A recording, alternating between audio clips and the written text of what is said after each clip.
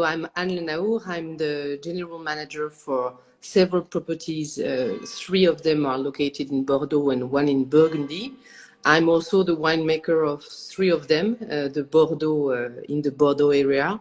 Those properties, as it was just told, are located in mostly in the Médoc for the Bordeaux ones. Chateau Grand Puy Ducasse, which is a fifth classified growth of Pauillac. Chateau Meyney in Saint-Estèphe, which is well known by wine lovers as a gem in Saint-Estèphe, and Domaine du Château Philippe le Hardi in Burgundy. In fact, I'm not the winemaker for this Burgundy property, but I'm also in charge of the property. I was born far from the vineyard, actually, but was hooked when I was something like 18, tasting a bottle of 82 of Chateau Latour. And I'm sorry, but here it's no, that's okay. very close to the office. So because probably I was not from the vineyard family, I took the opportunity to move all around the French vineyards first, and then to Australia in order to embrace the variability and the diversity of the vineyard in the world. And I was lucky enough to settle myself in Bordeaux at the beginning of the 2000 vintage. First of all, working for Bernard Magret, and then since 2010 for Crédit Agricole Grand Cru, who owns Chateau Grand Puy Ducasse, Chateau Meyney, and Domaine du Château Philippe le Hardi. So those, well, I think I made the job for the first. No, that's perfect. You covered it all. So yeah, let's kind of get into each property a little bit, starting with Chateau Grand Puy Ducasse. If you could just say a few words. So here we're in the Pauillac appellation, and I'll pull up a map in a second here so we can get ourselves situated. I think it's always a little bit easier to see. So in the Pauillac appellation, where there are many classified growths, among them Grand Puy Ducasse, can you just tell us a little bit about the history, and then we can get into a little bit more specifically, you know, the terroir where Grand Puy Ducasse is located within Pauillac and how it differs from its neighbors. Sure.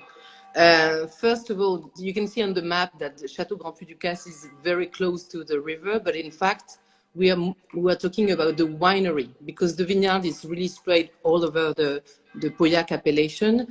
The vineyard is made of 40 hectares of vines, which are located on 11 different types of soils all around the appellation. And that's probably what is very specific for this property, because I like to say it's probably the most Pauillac of the Pauillacs, because it's the property that shows the diversity of the terroir of the appellation. Probably the mosaic of the different terroir of the appellation makes Chateau Grand Puy Ducasse very specific. This property was found in 1675 by Pierre Ducasse, who was a lawyer, and he had a passion for wines, and he extended the land over three different parts, and one was located at the place called Grand Puy, and that's what makes Chateau Grand Puy Ducasse and Chateau Grand Puy Lacoste, as you probably know. So the name of Grand Puy comes from a land named Grand Puy. Okay, so it was never part of Grand Puy Lacoste, and Grand Puy Ducasse were never one estate. They were always two separate estates. Yes, they were always. Okay. So, but they share a land that is very well known, and that makes really great wines on gravel and clay soils.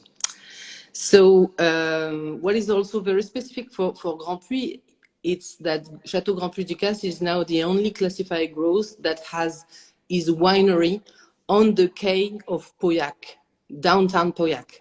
And if one day you have the opportunity to come and visit Pauillac, it's very easy to find, because you're really in front of the estuary. and it's a very nice location. But on the other part, you cannot imagine the vineyard from the winery and from the chateau, because all around the chateau you just have the river and other buildings from the quay. What else can I say? Since the 90s, a major investment has been made in restructuring the vineyard. That makes and so now Chateau Grand Puy Ducasse has a vineyard that is completely restructured with a good age, and so now that we are starting what we call the Renaissance renewal of Chateau Grand Puy Ducasse, because we are just building brand new installations in the wine for the winery and the barrel rooms.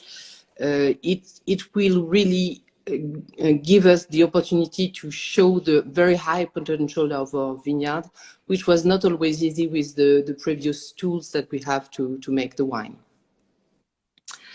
What else can I say? 40 hectares, as I said. Yeah.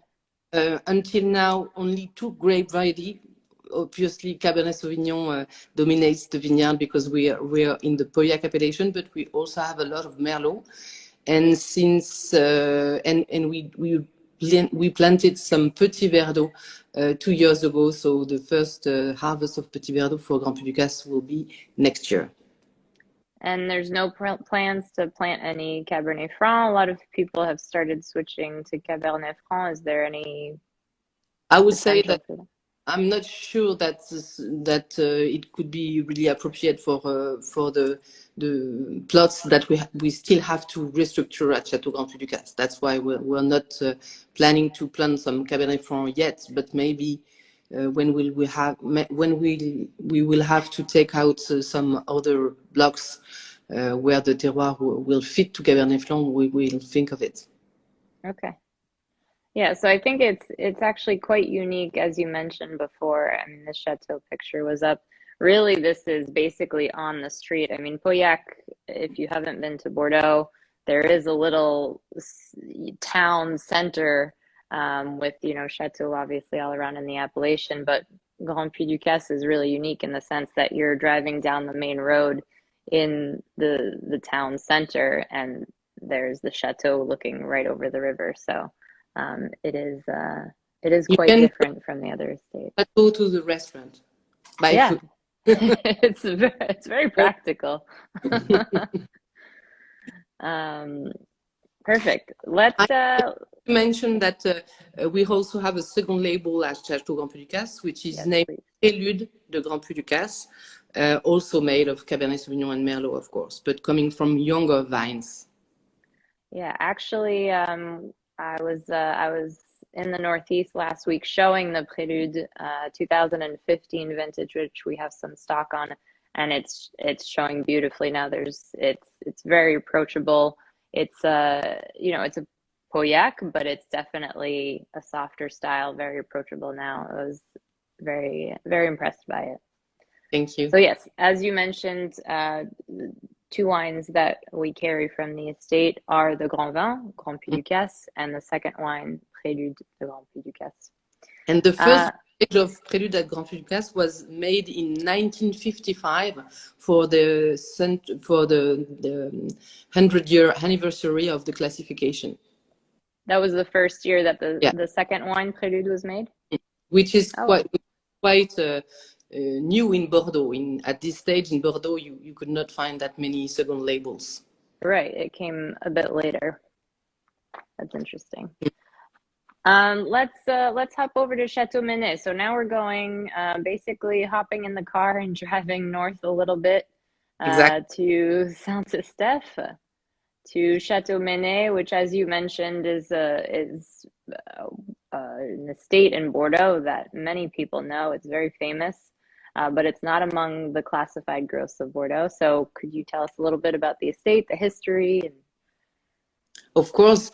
First of all, just you have to notice that in many old countries with well-known vineyards, monks were able to find the right place to plant And it's also the case at Chateau Meyney, because from the middle of the 13th century, the land was managed by Cistercian monks, who made it one of the first structured wine-producing property in the northern Medoc. It was really the beginning of the viticulture in the northern Medoc. And it then belongs to a wealthy merchant and aristocrat of Bordeaux, the Luetquins family, during the classification period. In fact, of course, like many estates belonging to religious people, the estate was sold after the French Revolution, and that's how the Luetquins family arrived at the head of Chateau Meyney. At this stage, the name of the property was Prieuré des Coulées. Prieuré really means that it's a prieuré, and where monks lived. And for those who already know the architecture of Chateau Meyney, you can notice that the courtyard really looks like a monk courtyard, and that's probably where the monks were having their walk and prayers. This is from too far away, I think. In fact, the term of chateau was attached to Meyney by the Luetquins family during the 19th century. And in 1919, the Cordier family, at the state, Désiré Cordier, who was a powerful French wine merchant, acquired the property and developed its international reputation, and especially developed the distribution in the US during the 20s, 30s, and since I would say more than since this stage, Meyney started to be well known overseas. What is quite noticeable is, as you probably saw on the map, is that our closest neighbors are Chateau Meyney on the south of our vineyard, Chateau Calon-Ségur, even if you cannot notice it on the map, but between Meyney and Chateau Félan-Ségur, there is the vineyard of Chateau Calon-Ségur. And on the east, it's Tronquoy-la-Lande, which is also a very nice property of Saint-Estèphe. So definitely Meyney is top located. Like many vineyards, seeing the estuary from their vineyard, because of course the Gironde is probably one of the best air conditioner that a vineyard can hope. I'm touching wood because it's how we do in France when we are superstitious, but we never saw frost in Meyney due to this very specific location, even in 91, even in 2017. So it's really a very special place to make very high quality wines. So Meyney is 51 hectares, one block of vineyard, in the middle of a 75 hectares property. Okay. We have 3 grape varieties, which are Cabernet Sauvignon for 55%, Merlot for 30%, and Petit Verdot for 15%, which is a lot. That's a lot, and that's even more in the first label sometimes. For example, the 2019 was made with 18% of Petit Verdot in the first label. 2005 was made with 20% of Petit Verdot in the first label. So it's sometimes the idea that winemakers, and I was part of them before, have from the Petit Verdot is a bit rude. But in fact, we are lucky enough to have 5 or 7 hectares of Petit Verdot that are coming from Massal selection going back to the 50s. and the link between Petit Verdot and Chateau Meyney is quite old now, because it's the Cordier family who starts planting some Petit Verdot at Meyney. And of course, obviously, the Massal selection gives a deeper and higher quality wine of Petit Verdot than the clonal selection. So now we also making Massal selection coming from those Massal selection in order to preserve this potential in our vineyard.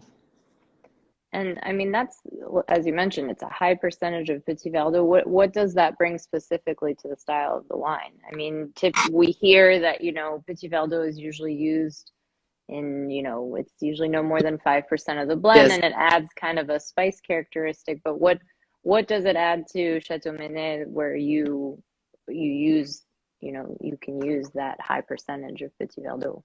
Alors, first of all, I would say that it brings us, as you just said, some spicy notes, and especially some notes of black pepper. But it also has hints of licorice, as well as the mature Cabernet Sauvignon. But it also gives very deep and profound black color to the wine. And also some freshness, because the natural acidity of the Petit Verdot is always quite high, and it really helps us to balance the blend. And that's probably why the more we have mature Merlot, the more we have mature Merlot, the more we have Petit Verdot in the blend. Okay.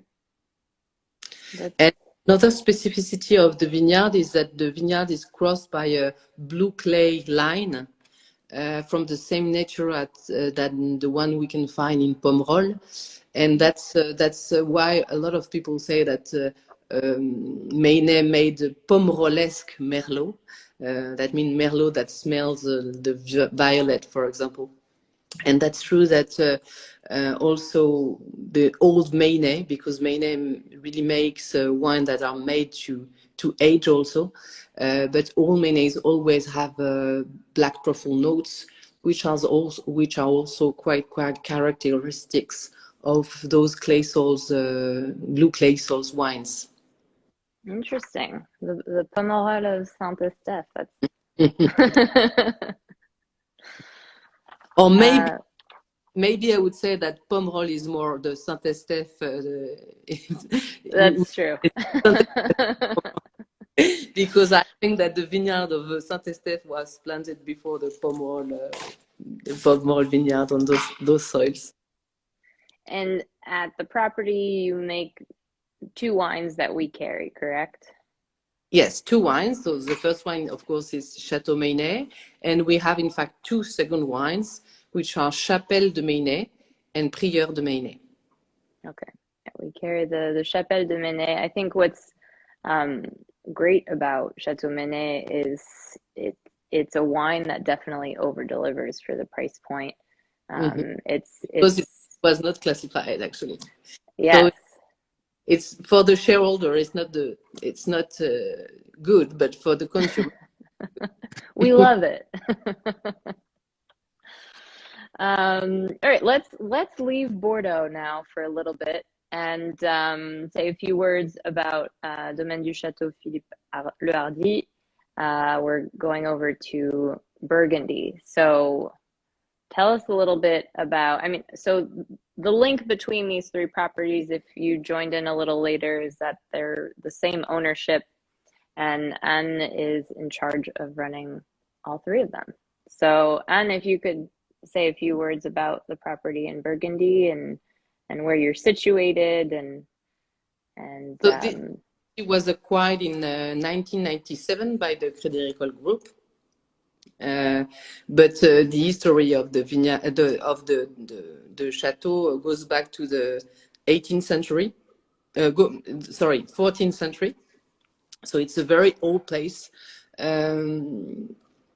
Always remember that, I don't know if you heard about the Duc de Bourgogne history, but Philippe le Hardi was one of them. And that's because of him that I would say that the Gamay was taken off the vineyard of Burgundy and replaced by the Pinot Noir. So Philippe le Hardi is really one of the pères fondateurs de la Bourgogne. Yeah. So that's interesting to know that this property was part of his duché, of his territoire, his lands. And we cannot really find the right date to be sure about the vineyard of Chateau Philippe le Hardi, but we can find some quotes about a wine press in 1796 at the property. So obviously it's they were making wine maybe before, but we are not sure really. Mm-hmm. What else can I say? It's probably one of the oldest, one of the oldest. Also location where because we can also find places of. Sorry. No, that's okay. Just dragging a glass of water. Stay with us, guys. It's a lot of talking for 30 minutes straight. So for those of you, better now? So for those of you who joined in a little bit later, we are with Anne le Naour, who just walked us through the two Bordeaux properties that she manages, Chateau Grand Puy Ducasse in Pauillac and Chateau Meyney in Saint-Estèphe. And now we've hopped over to Burgundy, which is the other property that Anne manages. And Anne, I'll let you take it from here. Well, so I was saying that it's also one of the largest property in Bourgogne. Our vineyard is located on the three coasts. So it was recently renamed Domaine du Château Philippe le Hardi. The previous name of the estate was Château de Centenay, but in fact it was probably hard for some of our consumers to understand the diversity of our vineyard when you have the name of just one appellation south of Burgundy. We have a vineyard that goes from Centenay at the south of our vineyard to Clos de Vougeot. So it was for us, I think, a key point to place another name and an historical name, the historical name of the chateau back in the center of the history. And what vintage does that switch take place? It's not only vintage; it's really depending on the date of selling, but it's mainly 19. Okay, so very recent. So switch from Château de Centenay to Domaine du Château Philippe le Hardi. Okay.